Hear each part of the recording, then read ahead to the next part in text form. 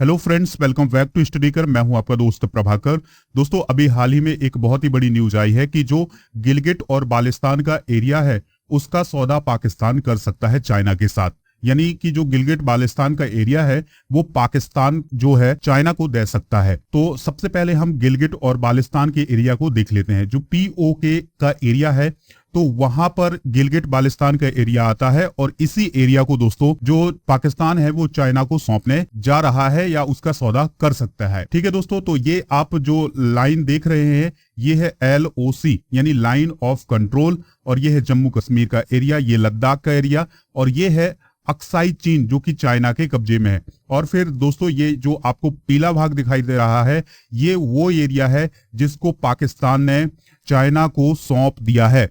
तो दोस्तों इस प्रकार से ये जो कंडीशन है ये पूरे कश्मीर की है, लद्दाख की है। तो गिलगिट बाल्टिस्तान का जो एरिया है वो पाकिस्तान चाइना को सौंपने जा रहा है या उसका सौदा कर सकता है, इस प्रकार की न्यूज आ रही है। तो अब ये चर्चा में क्यों है, थोड़ा सा हम इसको समझ लेते हैं।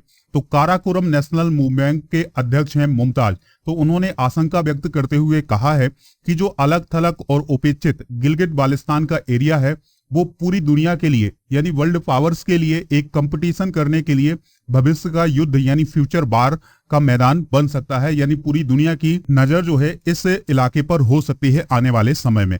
कश्मीर का सबसे उत्तरी भाग चीन की सीमा से लगा हुआ है और मुमताज ने यह आशंका व्यक्त की है कि कर्ज उतारने के लिए पाकिस्तान इसे कभी भी चीन को सौंप सकता है। लेकिन जो पाकिस्तानी मीडिया में आई खबरों में यह कहा गया है कि मुमताज लोगों के बीच गलत खबर पहुंचा रहे हैं। तो आने वाले समय में यह देखा जा सकता है कि किस प्रकार से यहां पर मूवमेंट होगा और पाकिस्तान क्या कदम उठा सकता है। दोस्तों, पाकिस्तान चीन को यह इलाका क्यों दे सकता है, इसके पीछे के कुछ कारण है। दोस्तों, ऐसा करने से पाकिस्तान को चीन का जो लोन है वो चुका देने में कुछ राहत मिल सकती है। यानी पाकिस्तान ने जो चीन से लोन ले रखा है और लगातार दबाव बढ़ता जा रहा है, तो इससे पाकिस्तान को कुछ राहत मिल सकती है अगर वो इस एरिया को चाइना को सौंपता है। इसके लिए चीन की तरफ से मोटी रकम मिल सकती है जो उसके मौजूदा आर्थिक संकट से निपटने में मदद कर सकती है। दोस्तों, पाकिस्तान को क्या क्या मुश्किल आ सकती है अगर ये इस प्रकार का कार्य करता है पाकिस्तान, तो पाकिस्तान को अंतर्राष्ट्रीय मुद्रा कोष यानी IMF से मिलने वाली मदद पर भी मुश्किलें आ सकती हैं। यानी IMF जो राहत पहुंचा रहा है पाकिस्तान को, उस राहत में कटौती कर सकता है कौन? अंतर्राष्ट्रीय मुद्रा कोष। अमेरिका कभी भी नहीं चाहेगा कि चीन का प्रभाव किसी भी तरफ बढ़े, क्योंकि दोस्तों जो अमेरिका ये चाहता है कि जो चाइना है उसकी विस्तारवादी नीतियों को रोका जा सके पूरी दुनिया में। अमेरिका भविष्य में IMF, विश्व बैंक और अन्य वैश्विक एजेंसियों से धन प्राप्त करने से निकट भविष्य के लिए पाकिस्तान को ब्लैक लिस्ट भी करवा सकता है।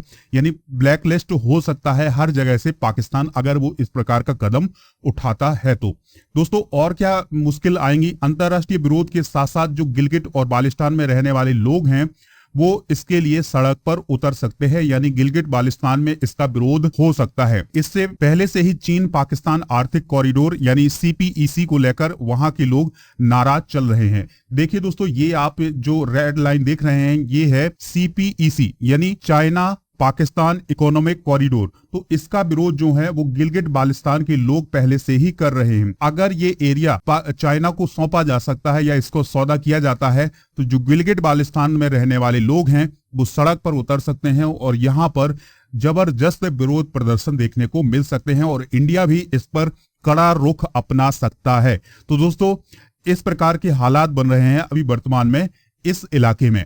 दोस्तों अब हम जानते हैं कि चीन को इसका क्या फायदा होगा।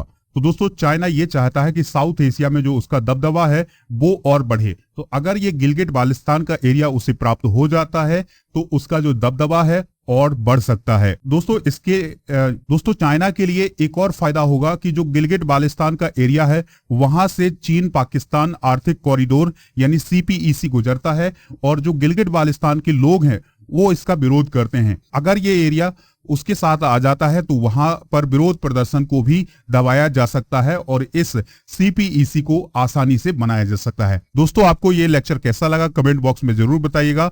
लेक्चर को लाइक करें और शेयर करें सभी दोस्तों को सभी सोशल मीडिया प्लेटफॉर्म पर। जय हिंद, वंदे मातरम।